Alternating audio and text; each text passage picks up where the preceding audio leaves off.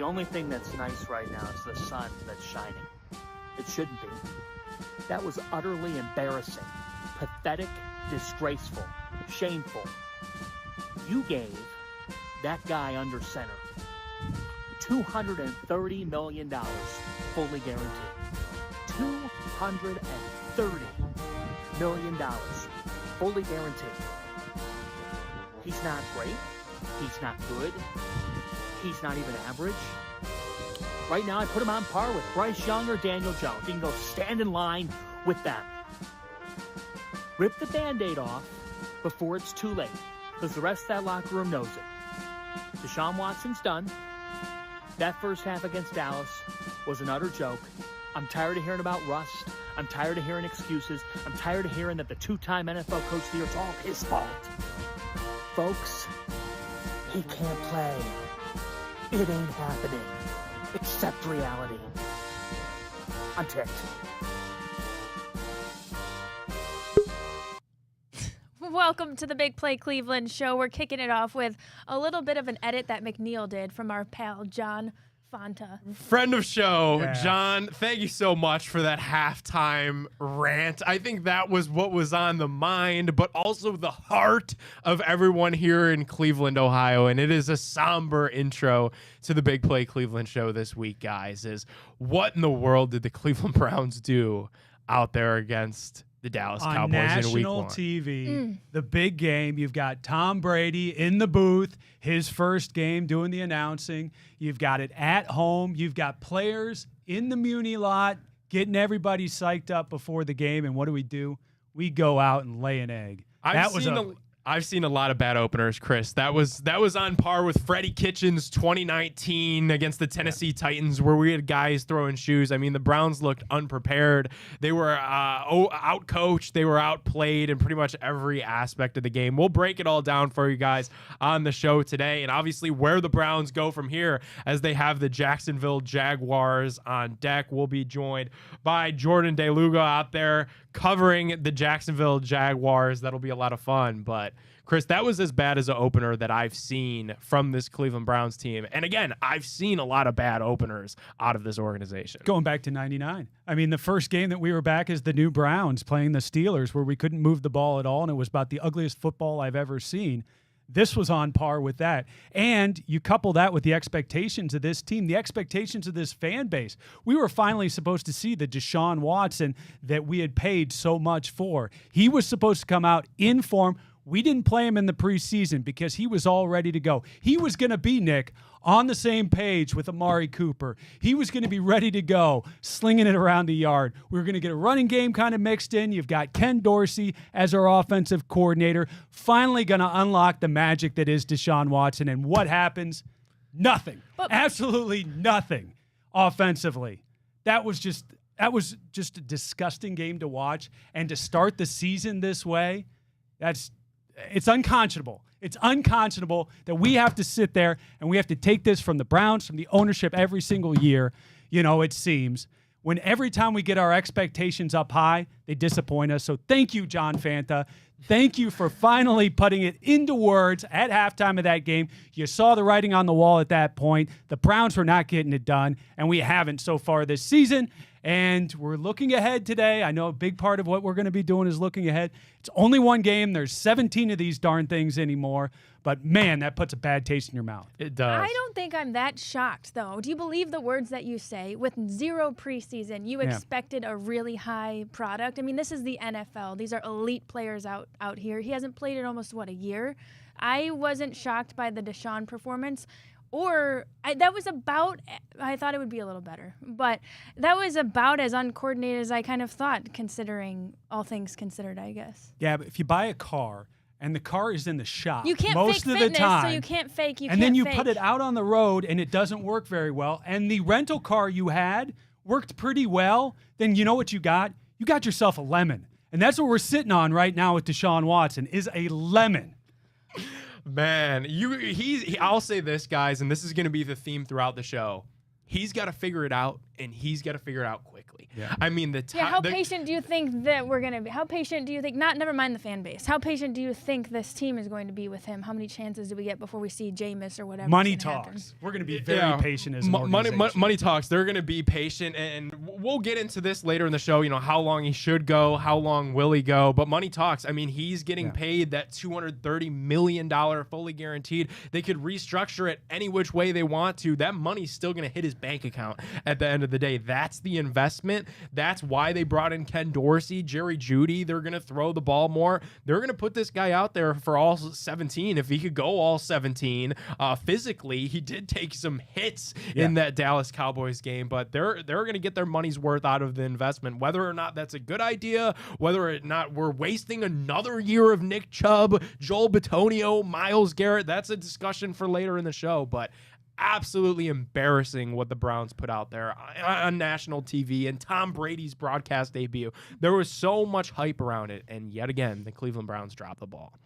Fox also wasted a lot of money on a quarterback. I didn't think Tom Brady was very good. I didn't think Deshaun Watson was very good. Everybody's wasting money on quarterbacks. You guys are, I mean, this is one game. This is the first game. We didn't do enough of our homework in live, without the preseason. I don't know. There's a devil's advocate argument to be made. Not a great one. But the fact that the first few games might not be the prettiest, but let me ask you this. If he starts to turn a corner game 4 and then it just lights out, does all of this even matter? We're going to be eating our words. But who knows? We're not fortune tellers. I'd love to be eating my words. I'd like to be eating W's right now. And if that takes everybody, Deshaun Watson, it's not even just Deshaun. Everybody looked out of sync. Am I right? I mean, you can't. Amari Cooper. Completely out of sync. Well, you got to catch the ball. You got to catch the ball. You got to catch the ball. He was in the huddle rolling his eyes. I mean, there was a lot of bad mannerism, just things you were seeing from this team that didn't speak of a team that was all on the same page. All those good vibes at the Greenbrier, Chris, are out the window now. I mean, now everything that this team does when you start 0-1 is underneath a microscope. That's what you signed up for when you brought this guy into town, and that's how it's going to be, Gab. All right. Let's take our first break, and we'll be back with our featured interview.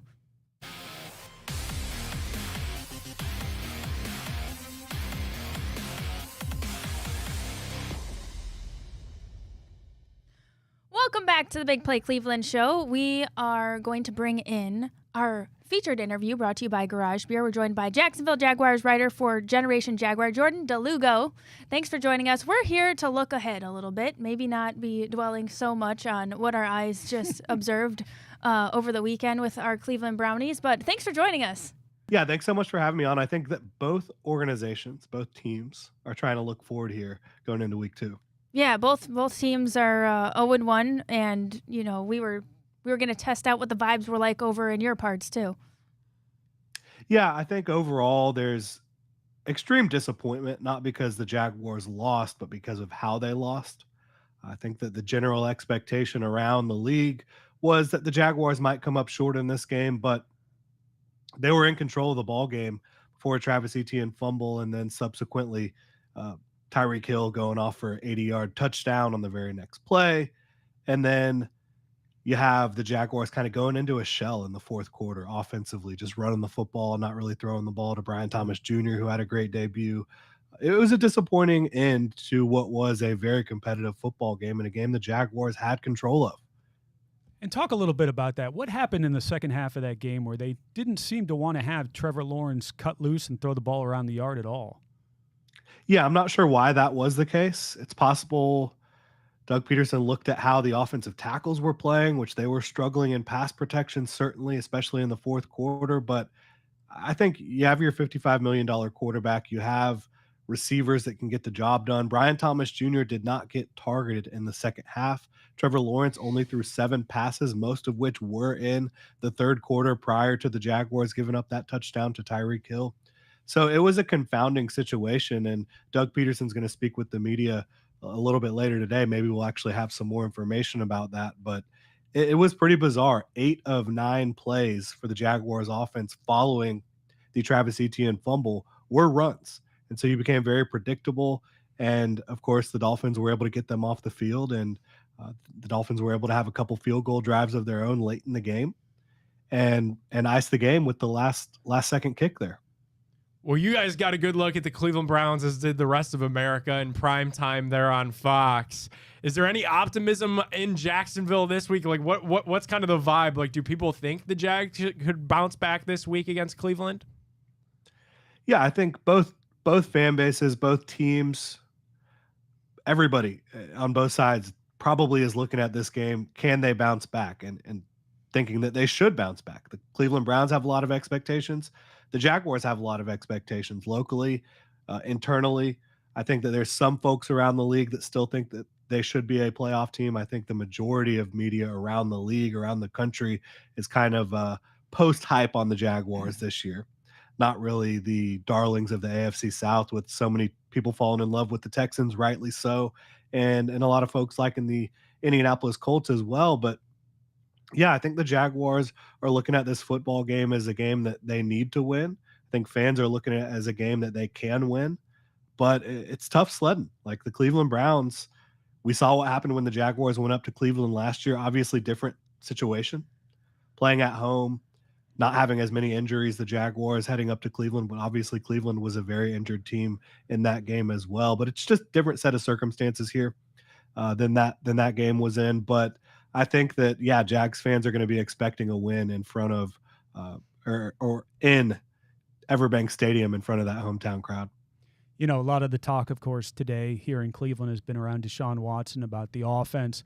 Dallas got after Deshaun a whole lot in that game, and I know Jacksonville's also got a good pass rush as well. Talk about the matchup of the Jacksonville defense versus Deshaun Watson and this Browns offense.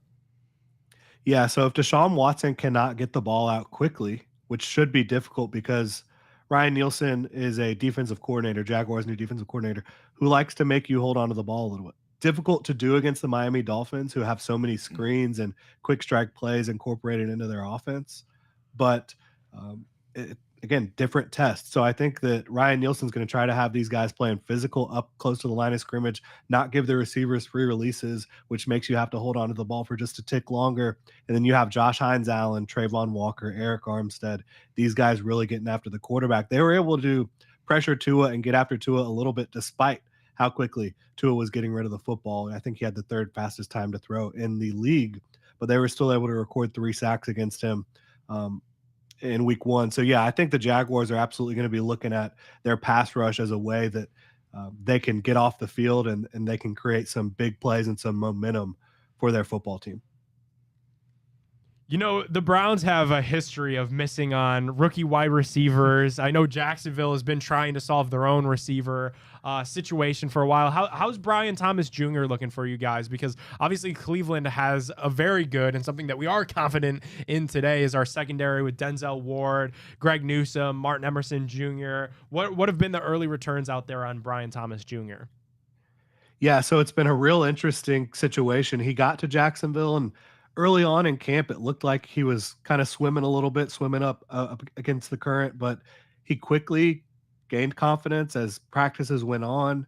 Throughout the preseason, you saw him gain more and more confidence, making plays out there. And then lo and behold, week 1 goes out. Trevor Lawrence targets him 4 times in the first half. He comes down with 4 catches, a touchdown, several big plays down the field. He showed his speed, his quickness, his length, the ability to get both feet down inbounds in the end zone, which is something the Jaguars receivers struggled with last year, namely Calvin Ridley and Zay Jones, who are no longer in Jacksonville. So yeah, Brian Thomas Jr. played fantastic, but then as the Jaguars offense goes into a shell in the second half, they don't target Brian Thomas Jr.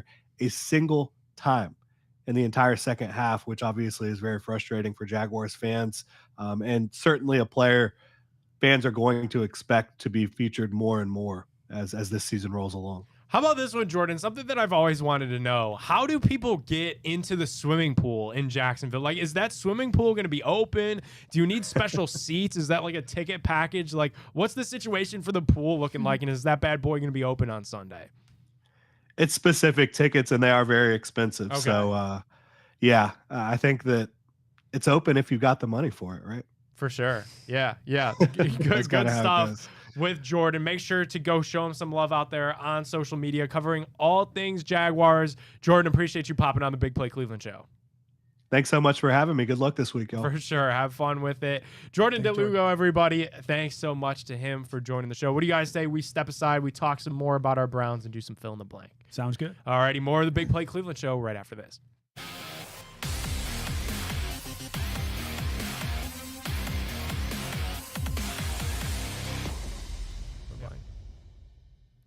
Welcome back to the Big Play Cleveland Show. We're going to do a little bit of our fill in the blank. But first, you know what we didn't really get to? I did want to ask you guys about the Tyreek Hill arrest. And I know that Entering we the had... stadium. Yeah, and all the comparisons that were being made. I saw a lot of really funny memes. I was waiting for you, McNeil. I don't know if you made a meme on it, but the comparison to Scotty Scheffler. Yeah. Well, expect him to have a big season because that's what happened with Scotty Scheffler. Yeah. After he got arrested down there in Louisville, he just went and set the world on fire.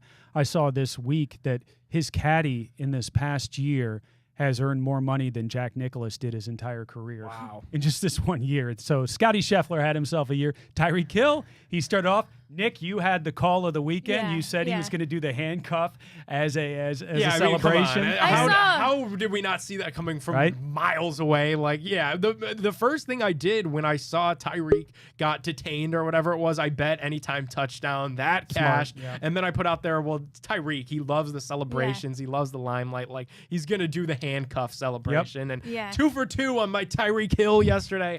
Tyreek is just such a fun player. And yeah, whatever happened down there in Miami is crazy. Because now I saw that cop is already on like administrative leave. Yeah. Like they kind of nip that on the butt real quick. So we'll have to see what happens there. But on the field, keep betting on Tyreek Hill. Did you hit on those bets that are gonna hit. whole parlay then? I didn't. I straight bet Tyreek. I straight bet Tyreek. Straight bet. Yeah. I felt like I had a hand in that because I remember being in the parking lot of our Big Play tailgate yesterday and being like, oh, this is the one because it had the Scotty Scheffler vibes. I didn't know that you also had called the arrest celebration in addition. Yes. But I like to think I had a little part in the juju on that too. I like it. Nice work. For sure. Should we get into our fill in the blank? But Chris, Absolutely. Fill in the blank is brought to you by our friends at Affinity Whole Health. I've been on the program. The program is fantastic. I've been doing it for 2 weeks. I feel better than I did before. Even after a Browns loss, I'm still feeling okay. So thank you to my friends at Affinity Whole Health. They offer personalized treatment plans to help people feel better. Whether you are struggling with weight loss, low energy, muscle loss, or sleep, they can help with all of it. Affinity Whole Health provides expert guidance and support to help you safely reach your health goals. They really have Ohio covered with locations up here in Cleveland and down there in Columbus. So they're all over. Check them out. Thanks to Affinity Whole Health. Okay, let's get started here. This was another one that Nick may have called. You know, it was really exciting to see Myles Garrett and Grant Delpit hanging out in the Muni lot prior to the game.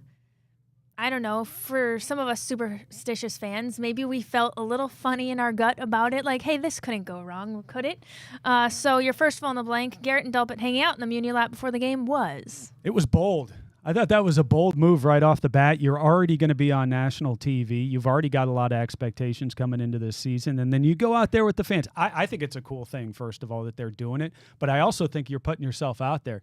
You're going to have a lot of naysayers who say, oh, you're hanging out in the Muni lot rather than getting, hitting the books right before the game or making sure that you're ready to play on Sunday. But I'd love to see that stuff continue, to be honest with you. Donovan Mitchell also was out there. He was doing some keg bowling. So cool stuff. But what I'm really interested in is winning. So we need to win games if we're going to continue to do that stuff too. Yeah, Chris, you mentioned, being prepared for the game. I mean, I think that would have been the whole Muni lot thing would have been a whole lot cooler if the Browns were actually prepared to play in that football game. And they weren't. They didn't look prepared. So I'm going to say it wasn't a good look. It was cool that they did it. Don't get me wrong. Engaging with the fans, that whole thing is great. It's great to see those guys be active in the community the way that they were, but it came back and it nipped them in the butt. And unfortunately, I kind of saw that coming. People lambasted me. Come on, we don't live in fear. I'm going to keep telling you guys. Nick's no fun league. The guys, I'm going to keep saying it. Like, we were feeling free and footloose at the Greenbrier, and the vibes were high. That's no longer the case. The vibes are no longer high. Immaculate vibes, Nick. The vibes are at bay. We've crashed our boat into the shore with the vibes, and we are at bay with vibes right now. Like, they've got to win football games to get those vibes back up. Okay, guys, 11 penalties. Deshaun gets sacked, 6 times? And there's a little bit more of a laundry list here. But basically, the single biggest adjustment the Browns need to make this week is Well, I'd like to see it on the offensive line. Obviously, losing Bill Callahan in the offseason, that was a huge blow for us as he goes to Tennessee. He was the coach that was pulling this whole thing together. You've got a couple of injuries right now. You get back a guy like Jack Conklin. I think that goes a long way, Nick, in this team being able to set up front for Deshaun Watson so that he's able to pass safely from that Jacksonville pass rush. My biggest thing, Chris, is going to be Deshaun Watson. I mean, we were told when this guy arrived in Cleveland that a franchise quarterback elevates the play of the roster around him. Okay. With that said, the one inefficiency right now is the offensive line, and everybody's using that as a crutch. Yeah. I get it was bad at times, but so was Deshaun. I mean, there are screenshots that are out there. Clean pocket, perfect, no noise at all. Amari Cooper right there. Why are you taking off and rolling right in the direction where there's no wide receiver? Deshaun needs to be way more decisive this week against the Jacksonville Jaguars for the Browns to have any sort of chance in this game. We thought we were getting a franchise quarterback. It hasn't happened yet, and I'm getting a little nervous, Chris. Well, going off of that, on a scale of 1 to 10, my panic meter for this Browns season is... I'm at bay, Gab. I'm going to keep it a 5. I'm not panicking. We are at bay. You know, you look at there's no reason to hit the panic button now because you look at what they have up next. The Jacksonville Jaguars, on paper, Browns are a better team. The New York Giants. We're not favored. We're not favored in the game. But on paper, Browns should be more talented. Oh, we don't like the on Same paper. with the Giants, the Raiders, the Commanders. You look at these next 4 games, they're all right there. You're just as talented as all of these teams, if not better. They've got 4 games to really turn this around, or else people will really be hitting the panic button and sounding the alarms. These next 4 games are all right there in reach. And I'm with you. I'm at about a 5 or a 6 right now with this team. I was really jarred by what happened in that game on Sunday because we did not come out ready to play. It doesn't seem like anybody's on the same page right now, so that does concern me. But 17-game schedule. It's going to be a marathon rather than a sprint. So hopefully Kevin Stefanski can really earn his keep over the course of this year, make adjustments throughout the season, and we're going to be better at the end as a result of that. I give a thumbs up to that. The Browns beat the Jaguars if we get anything out of the offense. I mean, the defense will play fine as long as they're not on the field as much as they are. You know, I have confidence in this defense. I think the offense has got to give you something. Deshaun Watson's got to do something. You've got to get Amari Cooper actually going. I don't think we're going to have David Njoku, which is going to be a huge blow for this offense. You're going to have to get that running game. You're going to have to get something out of Ford if you're going to do anything, something out of Strong there. You're going to have to move the ball a little bit. I think if you can do that, you can beat the Jags. Yeah, I'm going to say, could you score 25 points? Yeah. Can you be a normal NFL offense? You watch all those other games. That's the thing about the 4 o'clock slate, too. You watch the Thursday night game, then the Friday night game, then the 1 o'clock games, and you're seeing all these points being scored. It's like, wow, football's back. Then you turn on the Browns. Why is it so difficult for them to move the football? Like, it's like I'm watching a completely different sport here. They've got to at least look like a normal NFL offense. And if they do, they have a chance to beat the Jaguars. But if not, I don't know how you're going to hang with Trevor Lawrence when he's going to be looking to bounce back off that performance against the Dolphins. Isn't that why we brought in Ken Dorsey, right? He's supposed to unlock Deshaun Watson, and he's going to make this offense move. And, boy, he made that offense look like Ken Dorsey was running the offense on Sunday. That Aaron Goldhammer, shout-out, tweeted, that offense looked like the offense that Ken Dorsey played quarterback in during his time in Cleveland. That was ugly. And, boy, what a bad start there. Hopefully him and Stefanski can figure it out with the play calling, with what they're doing offensively, because that's not going to work. But if you get anything out of it, we should be able to beat the Jaguars. Well, that's what I kind of wanted to ask you guys too, and this isn't on here, but maybe your rating for Kevin Stefanski, because we didn't talk a ton about it. We got outcoached. Absolutely outcoached in that game. And you saw all the mistakes too, and that's what's really very troubling as a fan. You go through all of the training camp, you go through the preseason games, you try and get all this stuff teased out, all the problems you're going to have, all the mistakes, all the penalties. And then, Nick, it was like our offense was on wheels going the opposite way.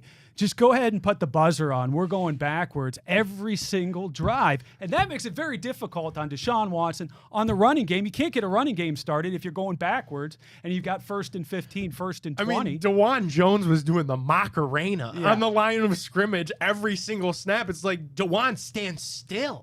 I mean, these guys didn't even know the snap count. They were that unprepared. It was mind-boggling, and the penalties were definitely an issue. They've got to clean up the penalties. You can't have 10 offensive penalties alone that were accepted. Not to mention the ones where there was penalties and Deshaun got sacked or threw a pick, and then they just declined the penalty. 10 accepted penalties from the offense, way too much. Oh, there are some quotable parts of this segment.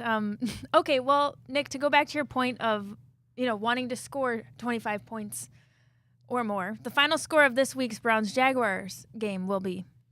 Give me 27-20. All right. I'm going to be a glutton for punishment here. I picked the Browns to win week 1. I'm going to pick them again here, week 2, 27-20. I think that's a number of points that we can get to. I think certainly we're capable of more than this, but 27 points is enough to beat the Jaguars. I think we still give up 20, 27-20 on the road. I'll stick with my number at 25. I said that's what you need to do to beat the Jags. So I'll go Browns win 25-10. Let's come in here a week from today and be feeling really good. Let's come in here a week from today and really be singing the Cleveland Browns praises instead of playing John Fanta acting as president of the United States. So let's try to go Browns 25-10 and feel really good about this team going into the season. It's just 1 week, 25-10. Let's do it. John Fanta is such a gem. I was going to say, either way, he's still got my vote. Yeah, he's such a gem. Okay, well, let's take a break. We're going to shift gears and bring in Jensen, and we're going to talk about something a little more hopeful, our Cleveland Guardians, right after this.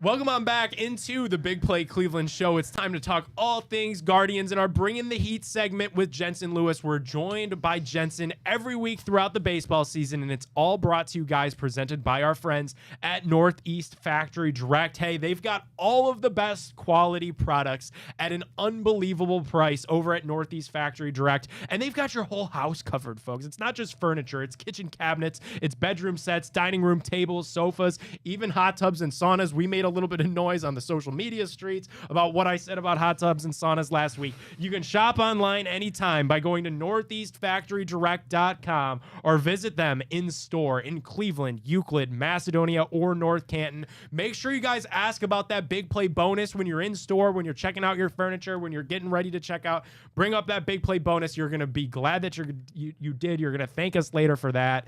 We now bring in Jensen Lewis as it's time to bring the heat.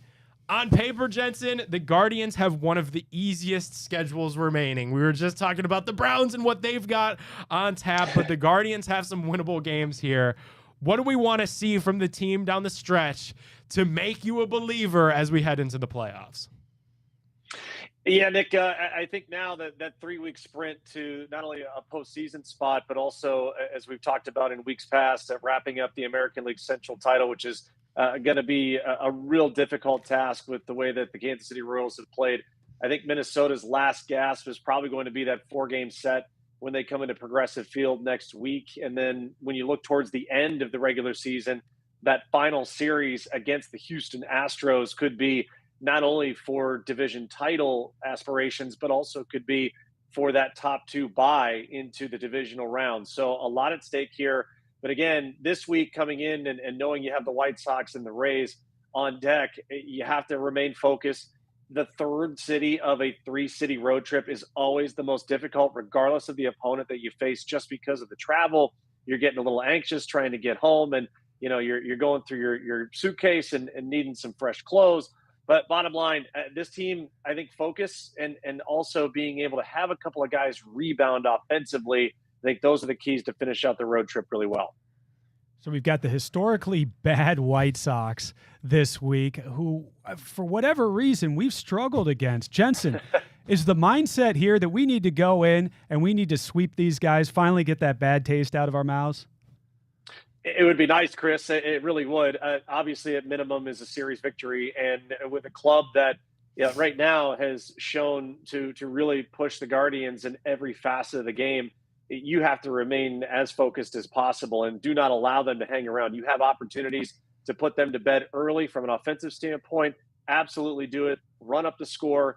Do whatever you have to protect against the rotation, protect against having to use your bullpen guys, at least your leverage guys, 2 or 3 days in a row there. So they come in, at least from a bullpen standpoint, with an opportunity to be fresh, guys ready to go. And as I said, bottom line, a series victory is an absolute must. about Grady Sizemore. Yeah, Grady Sizemore as a manager got kicked out of a game last week. That was electric. Yeah, it really was. He showed a whole lot of emotion out there. What do you think about his job as a manager so far? And what are the chances of him sticking on as the White Sox manager? Chris, it takes me back to being teammates with him, and I never in my wildest dreams did I think he'd be a manager.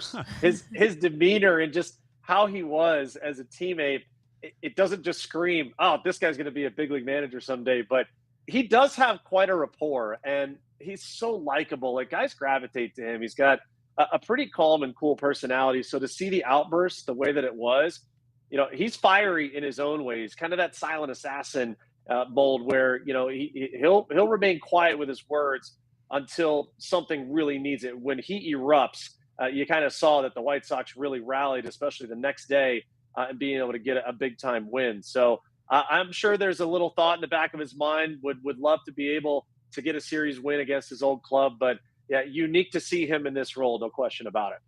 The ejection was awesome. I mean, the ejection really, I think, spoke like to the heart of Chicago White Sox fans everywhere. Of like, what are we watching? He just came completely unglued. Nick, he was so professional too, tossing the gum first. Yeah, I'm getting rid of the gum, and I'm gonna let this umpire have it. I thought that was hysterical. Personally, I love any ejections on a manager. Same. They're just so iconic. I mean, we all know the ones that'll be brought back of Tito. That still circulate. Does that actually work? I know a lot of this is kind of theatrics by the manager, right? At times. Sometimes they're genuinely upset, and I think that Grady was. Other times it's theatrics. Other times they're trying to motivate the team. As somebody who's played on teams, does that actually motivate you at all? Chris, I'm trying to remember back to some managers that I played with both in the minor leagues and the big leagues. And I can remember at least two in the minor leagues. Mike Sarbaugh in Kinston got tossed from a game, and then when we came in, we lost. I think we were in a little bit of a losing streak there, but it was the way we were playing at the time that he was just like, I'm not going to have any of it. I know it's a family program, so I won't repeat the expletives that he had. But yeah, we kind of came in the next day like, all right, we got to get our act together. There's something about being a professional, and there's something about holding yourself to a high standard and having pride in what you do. And to be honest, I think that's where you see a lot of managers get. Yes, there's an element of frustration, but more importantly, it's more of an outwardly thing of, guys, let's go. And you can feel it build when you're in the dugout, especially position players and starters, that are in there. They see it. Us in the bullpen, we usually get there late, but I think we get the message when we come in like, all right. You're out there juggling. You're hardly paying attention. You're playing cards out there. Come on, Jensen. And we're trying to organize fantasy football trades. You're right. That's funny. And the contexts are always different too. Like obviously there's the one where the managers are exasperated that the team isn't playing well, but then there's the one where the game's kind of like you're in contention. It's getting tense. Then there was a call that was just outrageous, and then the manager gets in there because he's got to flex for his guys and be like, no, that's not gonna happen, and that gets them riled up, and then he gets tossed, and then whoever's coming up to bat next is like, all right, we're gonna do this for him. You know what I mean? It's just funny to see the different scenarios that unfold. I just love it. Like baseball's the best. Yeah, Gab, and I kind of harken back to the old days when you were allowed to argue, and mostly it was about balls and strikes or a call that didn't go your way. And I just remember Lou Piniella from his time, and particularly in Cincinnati. It just he was one of the best at doing it. And yes, Tito had his times too in Boston where he unloaded on a couple of umpires, and he's a top 10 guy as far as getting in an umpire's face when he needed to. And think about how well liked Tito was and so well respected. It's just like it's nice to have a little bit of get you somebody who can do both. That's right. Well, I think it's that respect that makes it, when he actually goes out there and gives it to an ump, the ump's like, well, this isn't the normal hothead guy. This is a guy who's well thought out and normally wouldn't do something like this. Yeah. I think to add on to kind of button it up for you guys too, when you think about where we're such a day-to-day sport in baseball, if you go back to Grady, the very next day, he brought the lineup card out and shook the umpire's hands, and it was like, all right, we're moving on. We got what we needed to get out. Lesson learned, hopefully for our club. And that's the beauty of the game is you got to have a short memory, and in the moment, you really love it as a player when you see your managers, your coaches go try and not only defend you, but try and get you going, and it's definitely a motivator for sure. Straight ahead, the Guardians jumbled up their bullpen. We'll ask Jensen Lewis about that, and then we're going to hit him with the direct question of the week presented by Northeast Factory Direct. Don't go anywhere. More of the Big Play Cleveland Show right after this.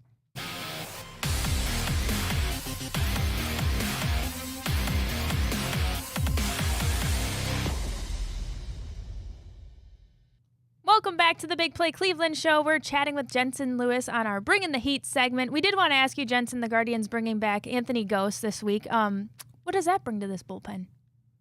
Yeah, tough situation, Gab, right? Because of what Scott Barlow meant to this club and the veteran nature of his presence and pitching in some pretty tough leverage situations throughout the majority of the season. So unfortunate because it's one of those roster moves in time where, yes, you need the fresh arm.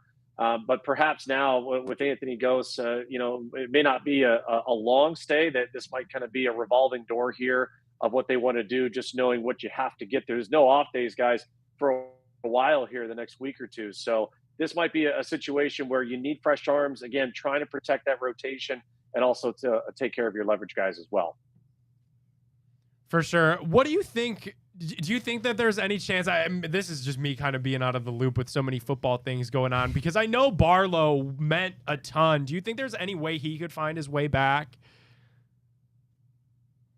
Yeah, Nick, there's a real possibility. And again, if he doesn't get claimed, he can accept the outright assignment, which I doubt. Probably elect free agency. Yeah. But yeah, absolutely. I mean, we've seen it plenty of times where guys will elect free agency and hey, you stay ready. And again, it's not just the Guardians in contention, as you talked about. There's other teams that are looking for veteran bullpen help, and it's a unique situation with just 3 weeks left in the regular season. But he's shown, for the majority of the season, he's a viable guy. And if the Guardians don't bring him back, I would anticipate someone else will. For sure. Hey, Jensen, we also wanted to talk to you about this, and I'm not sure if you even know this. Matthew Boyd's MLB.com player, page profile. Thank you, Chris. He's related to Bob Feller, according to MLB.com. Did any of us know about this? Jensen, did you have any idea? I did hear about it. I think I read it in the game notes too. And it's that head scratch. Really? This is a small world. I mean, this is really wild to see the connection and how the tentacles of baseball lore end up reaching from the past to the present. So a wild thing, right, Nick? I mean, never in a million years would I have guessed that, but yet again, another unbelievable nugget here this season. Yeah, our show writer screenshotted that and sent it to us, and he was like, "Is this a typo, or are these guys actually related?" Or and I was like, "We'll have to ask Jensen." Yeah, or McNeil, you brought up Jose. Yeah, Jose and Manny Ramirez. They are not related. No, they're not? No, I thought you said that they were cousins, but I believed you. I did say they were cousins. They are not cousins. You're silly. Okay. I was gullible in the group chat. I didn't do any homework, obviously. I was like, no, you don't say. Jensen, before we get you out of here, we do want to ask you our Northeast Factory direct question of the week. It's Game 7 of the World Series. Who would you have to take the mound? Or you can answer, we need a clutch hit. It's Game 7 of the World Series, and Jose isn't available. Who do you want at the plate? Boy, Gab, I really thought in 2007 I was going to be pitching in a World Series in my rookie year. And I got to tell you, to not be able to get back to the postseason ever again in my Major League career was one that, as you watch guys and teammates and friends that you played with and you hear the stories, it's just an unbelievable thing to live vicariously through them. The easy answer from the pitching side, guys, I think we all would agree, it's Emmanuel Clase closing out Game 7 for us.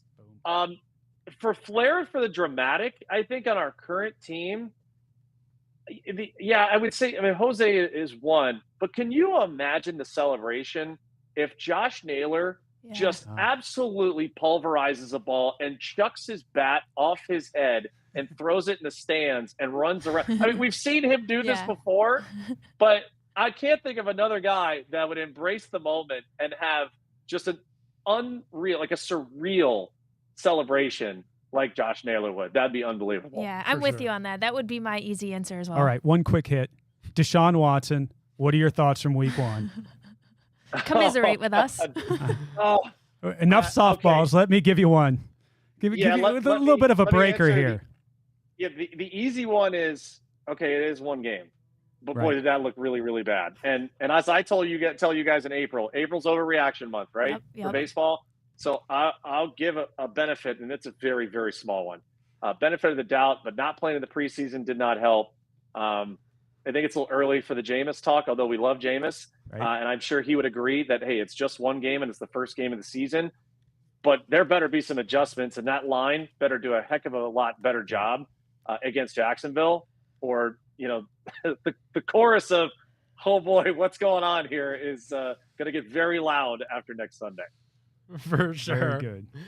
Jensen Lewis, thanks for joining us another week with Bringing the Heat. We'll talk to you again next week, and have a great rest of your week. Thank you, guys. Talk Thanks, to you Jensen. soon. Thanks, Jetson.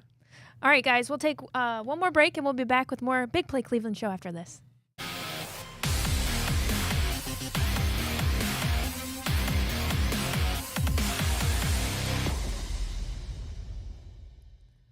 Welcome on back into the Big Play Cleveland Show. I love the versatility of Jensen Lewis, that we could sneak a little football in there with him always.